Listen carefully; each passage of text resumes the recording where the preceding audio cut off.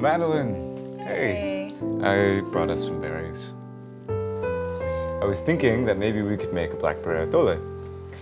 Here at Win One World Ends, every winter we like to make a little blackberry atole just to keep the winter blues away. We're hoping it'll become a little bit of a tradition for as long as this channel is alive. Right, Madeline?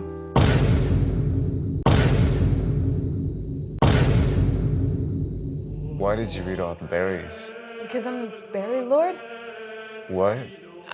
I'm the berry lord. I own all the berries. There are only so many berries in the world, and I own them all. Have you been reading Western economics books? Free market! You can't just steal the berries that I picked and that a bush grew and that the birds pollinated and then just shout free market and claim that they're yours. Well, Paxti, you're so idealistic. But what you need to understand is that this is how the real world works. Right. Let me go back to that blackberry bush and tell it that I'll trade it some stock options in exchange for another basket so that we can maybe make some atole. What do you think?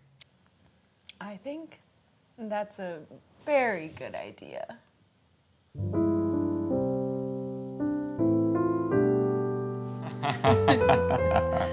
Oh. Hi! Hey! Welcome to Apocalypse Book Club, the shorter, sweeter half of Win One World Ends, where we talk about the movies, music, media, games that we are digesting or otherwise inserting into our psychic force field of stories. Oh my gosh.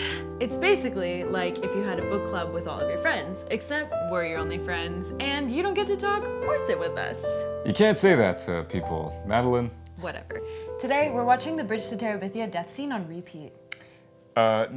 No, we're reading The Serviceberry, Abundance and Reciprocity in the Natural World by Potawatomi scholar, ecologist, and mama, Robin Wall Kimmerer. Ooh, she's also the author of Braiding Sweetgrass, which is objectively The best book ever written.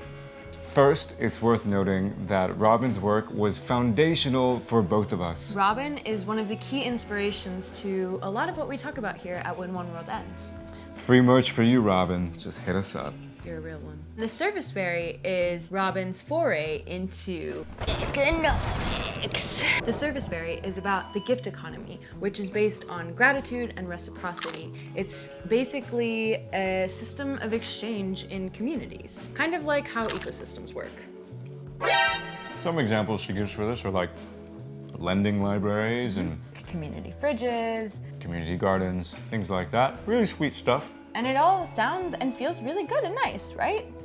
Yeah, Robin is excellent at taking traditional ecological knowledge or indigenous wisdom and pairing it up with her formal education in ecology. And what comes out the other end of this marriage are some really beautiful philosophies about how we relate to each other and the natural world. Writing things like, the birds provide services to the serviceberries, who provide for them in return. The relationships created by the gift weave myriad relations between insects and microbes and root systems. The gift is multiplied with every giving, until it returns so rich and sweet that it burbles forth as the birdsong that wakes me in the morning.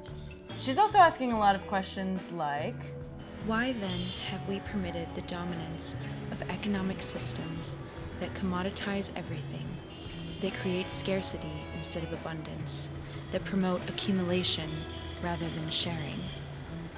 We've surrendered our values to an economic system that actively harms what we love. but sometimes I feel like she's not actually getting at what I want. she admits herself that she's not an economist, but really paints a vivid picture of the kind of world economy that she would prefer to live in over the one that we exist in now. Instead of money and commodities and competition, there's cooperation, gifts, and community. It's beautiful. Yeah, the Serviceberry is great. Totally. Good book. Yeah, so great. Good book. Just, I Didn't like it though. So sorry, Robin. Look, we agree with Robin. The economic systems under which we live are stripping us away of our ability and capacity and desire even to engage with each other and the natural world. Yeah, one of my favorite passages in Braiding Sweetgrass takes place when Robin is trying to take the honorable harvest principles that she uses when she's foraging in the woods to a shopping mall. The choices here are even more numerous, and I have no idea at all where they came from, except some petrochemical synthesis. How can I bring honor to this purchase? Use my dollars as the currency of honor when the lives behind the product are invisible. I'm trying hard to make this work, but what I feel in the woods, pulsing animacy, is simply not here. I realize why the tenets of reciprocity don't work here, why this glittering labyrinth seems to make a mockery of the honorable harvest. It's so obvious, but I didn't see it. So intent was I on searching for the lives behind the products. I couldn't find them because the lives aren't here. Everything for sale here is dead. And she writes the same thing about the relationships of the people who have to be a part of that kind of commerce.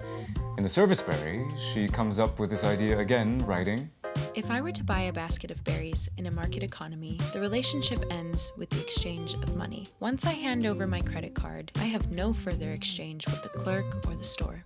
We're done. I own these berries now and can do with them as I like. The clerk, the corporation, and I, the customer, have a strictly material transaction. There is no making of community, only a trading of commodities.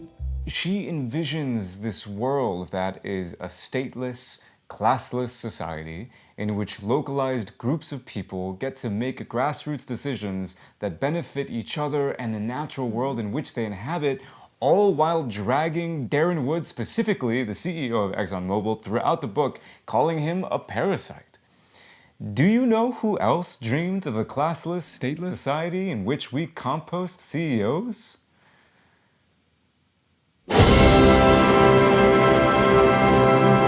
Karl Marx.